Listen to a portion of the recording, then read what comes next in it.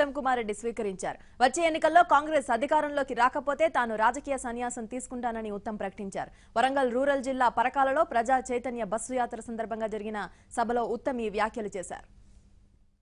అన్నా ఉత్తమ్ అన్నా, నువ్వు చెప్పే మాటల్లో నీకు నమ్మకం ఉంటే, అధికారంలోకి వస్తానన్న మాట మీద నువ్వు చెబుతున్న డైలాగుల మీద నీకు నమ్మకం ఉంటే, నేను మిర్యాలగూడ వేదికగా సవాల్ చేస్తా ఉన్నా. టీఆర్ఎస్ పార్టీ మళ్ళీ 2019లో అధికారంలోకి రాకపోతే నాకు 42 ఏళ్లు మాత్రమే. అంతా బాగుంటే ఇంకో 15-20 ఏళ్లు రాజకీయాల్లో ఉండే అవకాశం నాకుంది. మిర్యాలగూడ వేదికగా కాంగ్రెస్ పార్టీ నాయకత్వాన్ని నేను సవాల్ చేస్తా ఉన్నా. టీఆర్ఎస్ మళ్ళీ అధికారంలోకి రాకపోతే, ప్రజలు మమ్మల్ని ఆదరించకపోతే నేను నా రాజకీయ జీవితానికే ముగింపు పలుకుతాను, సన్యాసం తీసుకుంటాను. నువ్వు తీసుకుంటావా అని అడుగుతున్నా. ఆ దమ్ముందా అని అడుగుతున్నా.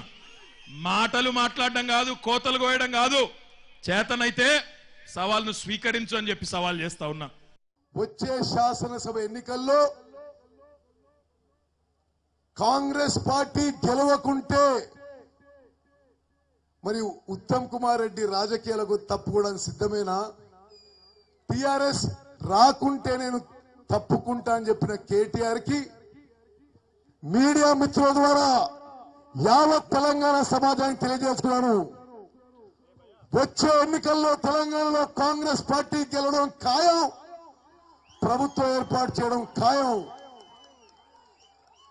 ఆ విధంగా జరగకుంటే,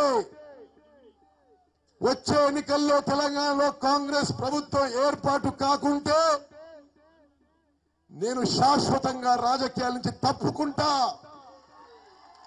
ఈరోజు ఈ వేదిక నుంచి నేను మనవి చేస్తున్నాను.